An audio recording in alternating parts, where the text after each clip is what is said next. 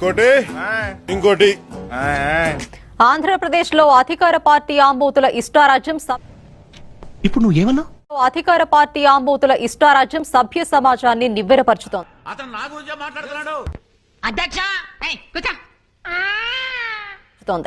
ఆంబోతులు రెచ్చిపోతుంటే చర్యలేవి అంటూ నలుదిక్కుల నుంచి ప్రశ్నలు వస్తున్నాయి.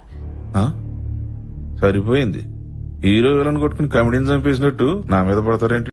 ఏ ధైర్యంతో ఎమ్మెల్యే పిన్నెల్లి ఈవీఎం ను ధ్వంసం చేశాడనే ప్రశ్న ఉత్పన్నమవుతోంది.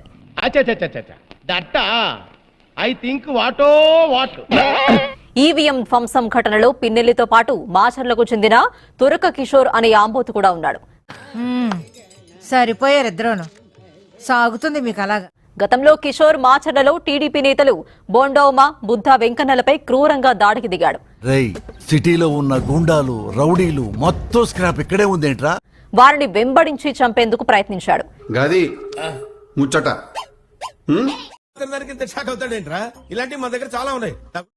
ఈ ఘనకార్యానికి వైసీపీ కిషోర్ ను చైర్మన్ గా చేసి అందలమెక్కించింది. అంటే అది ఈ ఆంబోతుపై ఆనాడే చర్య తీసుకునుంటే ఇవాళ ఈ పరిస్థితి వచ్చేదా? ₹1 కోటి ఇచ్చినా కూడా కొన్ని పనులు చేయను.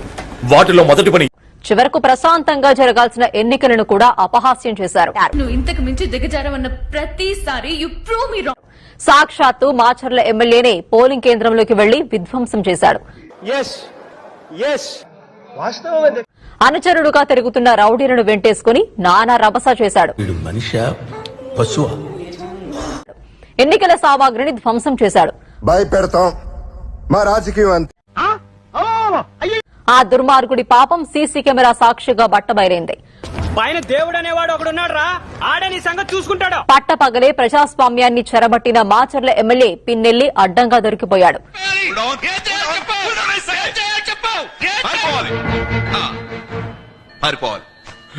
పులులు, సింహాలు అంటూ జబ్బలు చేర్చుకునే వైసీపీ నేతలు ఇప్పుడు పిల్లిలా పారిపోయారు. ఇదేంట్రా బాబు ఇలా అయిపోయింది నా జీవితం. నువ్వు ప్రూఫ్లతో సహా దొరికిపోయావు. నీకు పారిపోవటం ఒకటే మార్గం. నోవే. మరోవైపు పిన్నెల్లి రామకృష్ణారెడ్డి విదేశాలకు పారిపోయే ప్రయత్నం చేస్తున్నట్లుగా పోలీసులు అనుమానిస్తున్నారు. చాలు ఈ మాత్రం చాలు, పదండి.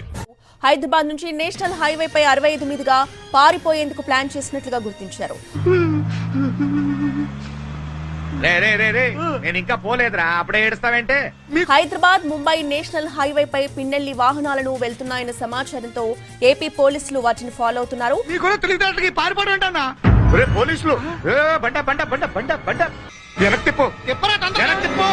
ఇటు సంగారెడ్డి వైపు వెళ్తున్నారని గుర్తించి అక్కడ పోలీసులని అలర్ట్ చేశారు.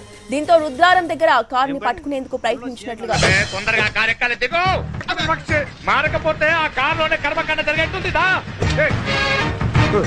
అటు చూడు బే. వీడు ఇక్కడే ఉన్నారా? వాడు వేస్ట్ పదరా. వేస్టా? ఒరే మిమ్మల్ని లేపేస్తాను రా.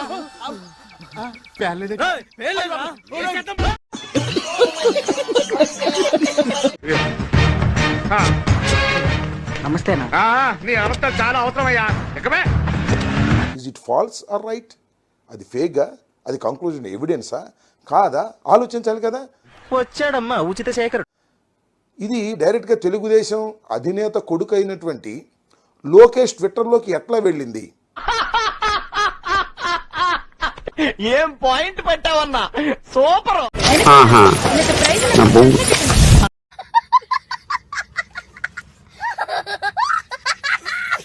కలెక్టర్న రిలీజ్ చేయాలి, ఎలక్షన్ కమిషన్కి సంబంధించిన వారిని రిలీజ్ చేయాలి, ఆర్ఓ అన్న రిలీజ్ చేయాలి.